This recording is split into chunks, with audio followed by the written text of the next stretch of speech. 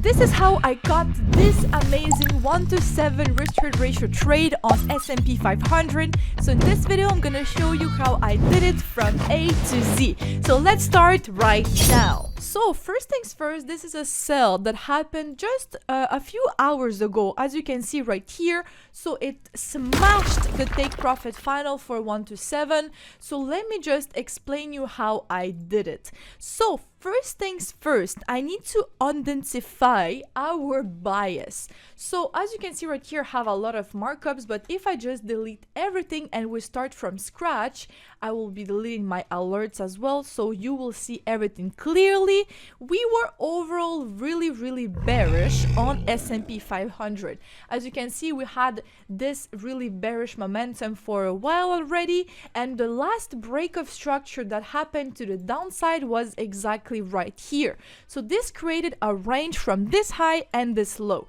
Afterwards, we broke structure to the downside here again, so we switched the range right here and right here. However, this break to the upside doesn't necessarily mean that we are now bullish, because this break to the upside can just be some liquidity sweeps of all of those remaining liquidity that is on top right here, and then continue to push to the downside. So this is why even if we changed the momentum to bullish right here, for me it was not completely confirmed until we break this point right here. If not, everything can be a liquidity sweep. So only one break to the upside of your new range right here. For my strategy, it's not enough. I need another break right here on top. So if this is not strong enough to confirm a bullish reversal, for me, I can still look for some sells. And this is exactly what I did. So as you can see right here, in this previous bearish range, we had an extreme 4-hour POY that was actually a really nice POY with a lot of remaining liquidity right here. Even if price swept some from, for example, there, we still have all of this liquidity pool that can be again swept. So as price right here tapped into this extreme 4-hour POY, this is an indication that I can be looking for an entry.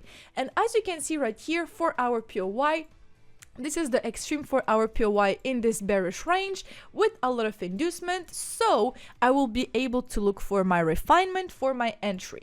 My refinements are when a higher time frame POY on the 4-hour or 1 hour gets tapped in, I need to go on the 15-minute and wait for a 15-minute change of character / break of structure to the downside to have a confirmation. In this case, the last break of structure to the upside happened exactly right here, creating this range from this low to this high, and then this is the low we can wait for being broken. I personally identify my break of structures from a body closure to another body closure, so for me this is the level that needs to be broken. As you can see right here, if I play the price action, bam, the break of structure happened as this body closure right here closed below the previous one. So as you can see right here, this body closure closed below this one. So for my strategy, this is a valid break of structure / change of character / market structure shift. So after I get my 15-minute break of structure, I can take my Fibonacci from this high to this low to densify the premium and discount areas. The 0.5 is the equilibrium, and everything above the 0.5 right here is the premium area, and everything below the 0.5 is the discount area. As I want to sell, I will be looking for points of interest only above the 0.5, so in premium, because everything that is below it, it's too cheap. I want to sell at the best price possible. So after identified my Fibonacci, I can identify all my valid points of interest. I'm gonna start on the 15-minute, but as you can see right here, there is nothing valid according to my rules, so I will move on into the 5 minutes. In the 5-minute time frame, exactly right here, we do have a valid 5-minute POY, and except for that, nothing else. So I will be moving into the 1 minute.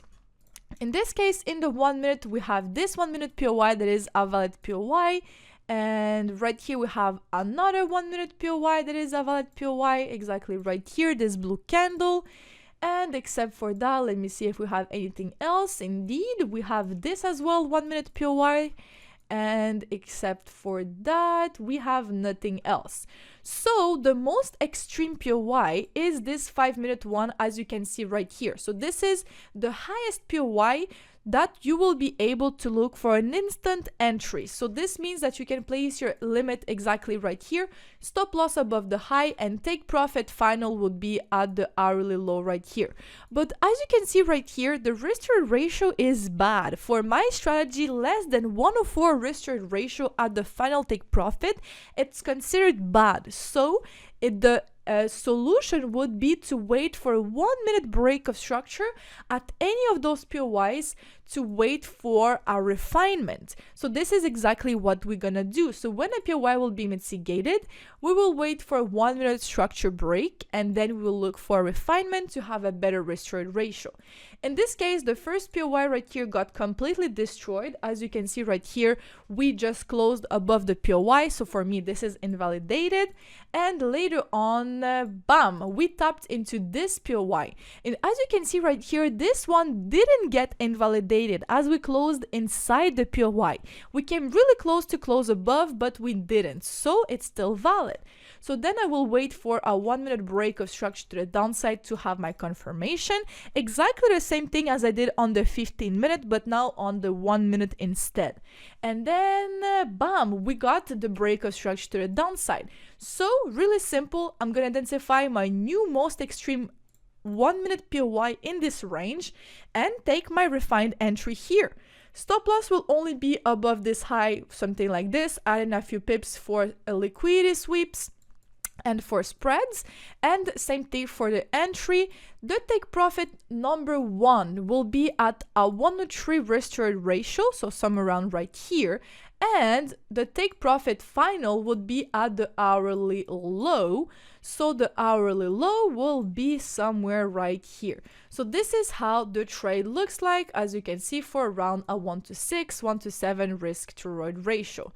So let's see what happens. So bam, the trade got tapped in almost instantly, exactly right here. And after that, it's just history. Price just completely pushed down and reached our final take profit. So that's it, guys. This was a really simple trade on S&P 500. If you have any questions, don't hesitate to write them down in the comments and I will be answering them. If not, don't hesitate to subscribe to our YouTube channel, like and share this video. And if not, I will see you soon.